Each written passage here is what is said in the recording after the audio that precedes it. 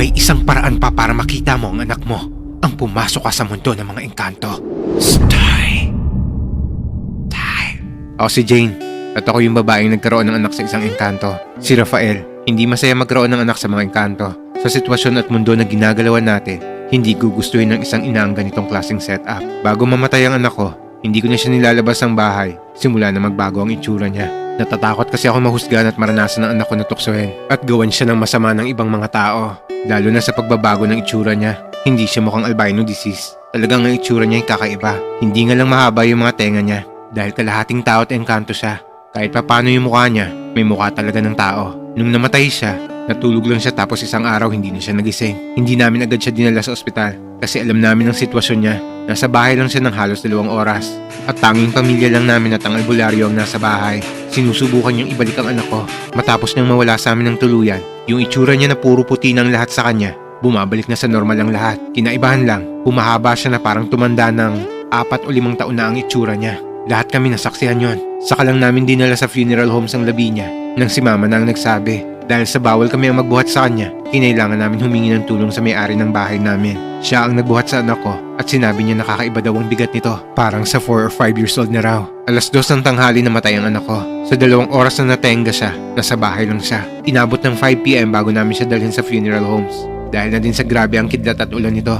Grabe din yung baha sa pupuntahan namin na malapit na funeral homes. Samantalang bago siya mawala ng 2:00 ng tanghali, tirik na tirik pa ang araw nito.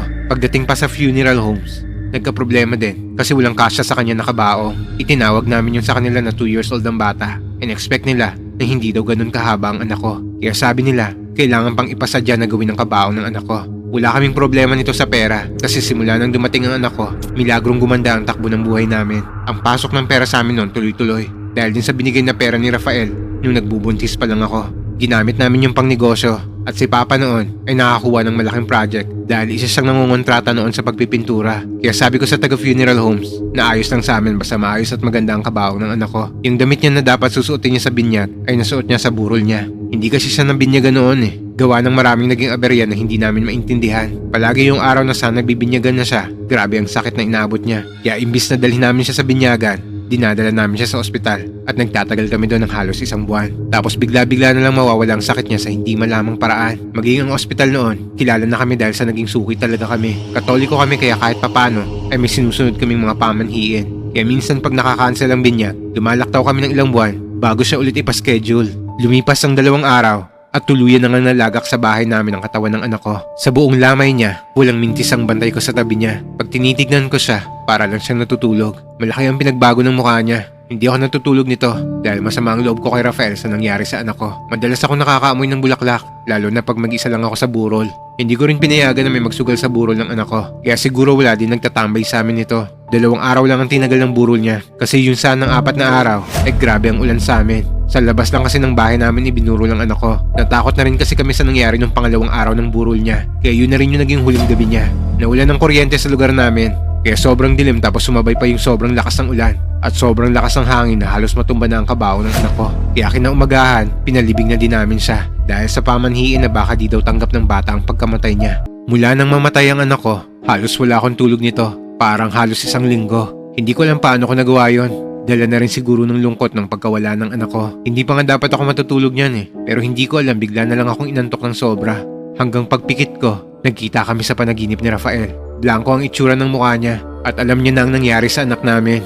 Sa sobrang obsessed at depressed na naramdaman ko nito, inaway ko siya at kinwestiyon kung anong ginawa nila sa anak ko.